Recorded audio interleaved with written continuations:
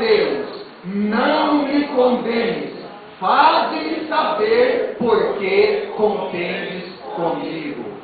Vamos voltar em Gênesis 40. Irmãos, vamos lá. Essa expressão, tudo bem, é no livro de Jó, capítulo de número 10. Mas eu quero transferi-la para José e transferi-la para a minha vida e para a tua vida, se assim você me permite, porque muitas das vezes nós estamos dessa maneira. De que maneira? Qual é a expressão de José? A expressão de Jó é mais ou menos assim: Senhor, faze-me saber por que contendes comigo. Irmãos, concordam comigo? Se a expressão de Jó é faze-me saber, significa que ele não entendia, porque ele estava na luta, porque ele estava na prova. Irmãos, quantas vezes isso deve ter vindo sobre a mente de José na prisão? Eu era fiel ao meu pai, fiel ao meu Deus, fiel à minha família, não fazia nada de errado, e olha quantos males me aconteceram. Eu não fiz nada para merecer isso. É a expressão dele em Gênesis 40 para o copeiro. Eu não fiz nada para merecer isso, mas no entanto, olha como está a minha vida agora. Olha que catástrofe veio sobre mim. Quantos males me sobrevieram. Na realidade, o coração de José estava tão apertado em alguns momentos que o sentimento dele estava igual ao de Jó, e dizendo: Deus, me ajuda a compreender por que eu estou nessa luta. Eu estou sem entender porque eu estou passando essa aprovação. Agora eu vou fazer uma perguntinha para você, não precisa responder não, tá? Faz só uma reflexão onde você está sentado. Você já passou por isso na sua vida? Em chegar diante de Deus e falar: Senhor, eu não estou entendendo por que é que eu estou passando por essa prova.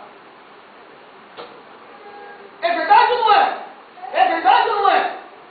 Eu vou dizer de mim mesmo, porque eu não posso responder por vocês. Na liberdade individual de cada um, você que pode responder por você, mas eu respondo por mim. Eu já passei esses momentos em oração a perguntar ao Senhor: Senhor, eu não estou entendendo por que é que eu estou passando por isso.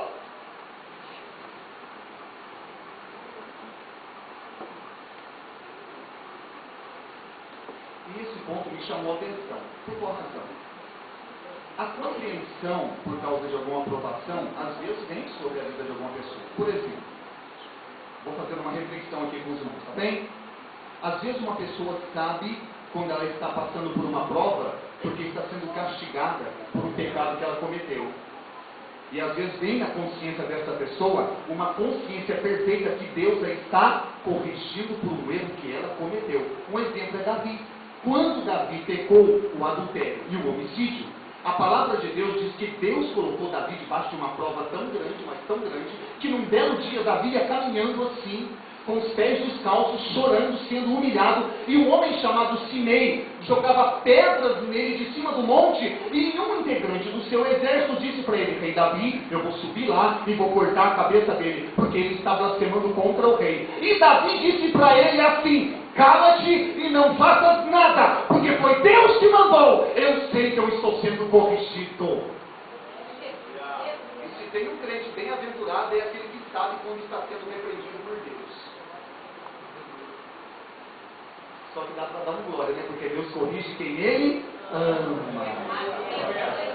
Então, quem está na correção tem que dar glória a Deus, é porque Deus ama. O pior é quando acontece como está em Hebreus, é quando tal pessoa fica sem disciplina, aí ele é bastardo, ele não é filho. Ficar sem disciplina é pior, não? Então, se Deus vier tomar aqui de vez em quando, dobra o joelho, olha e vai dando glória, que é muito melhor. E tem um outro ponto também, é quando por intermédio da nossa fé, nós somos provados, como está na carta de Pedro, né? Como está na epístola do apóstolo Pedro. E aí também existe a compreensão, que está sendo provado pela fé. Mas imagine, irmãos, quando alguém está sendo provado e está sem compreender o que está acontecendo. Como Jó, como José, e muitas vezes como nós.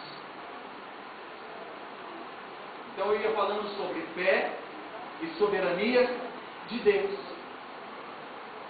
Por quê? Eu vou explicar para a igreja agora.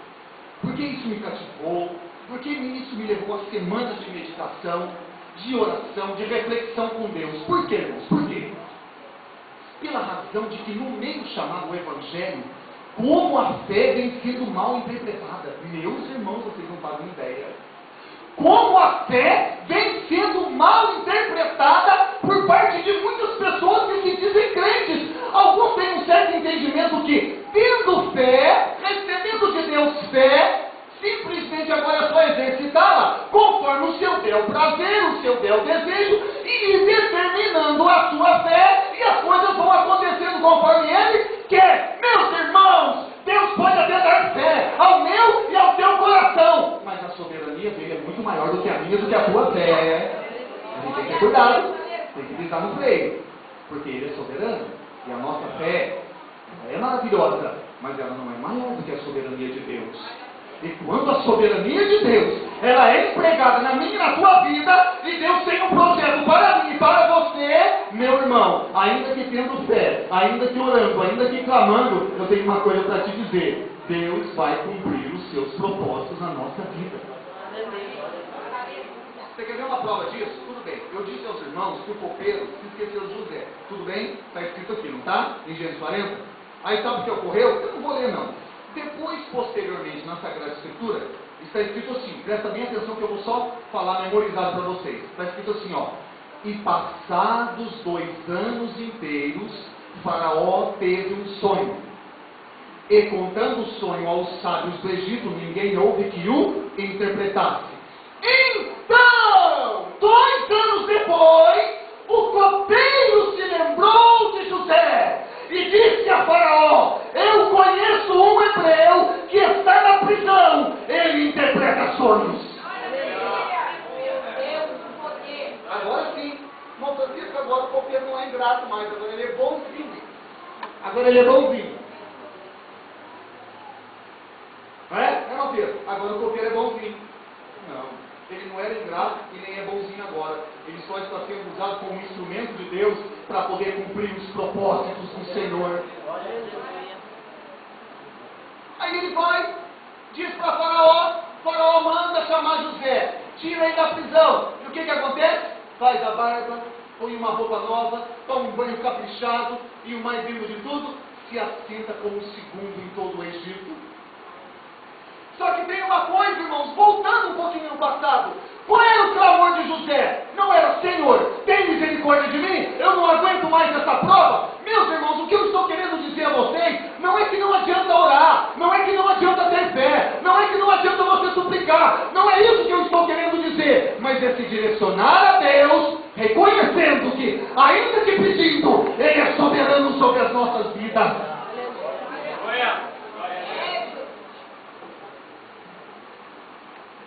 A fé é terrível isso, ela vem sendo mal interpretada. Eu já vi tanta coisa por aí. Tem gente que às vezes faz até assim, tem uns slogan que é utilizado pelo próprio corpo físico, né? Que nem às vezes não acontece, há um diálogo entre 2 pessoas.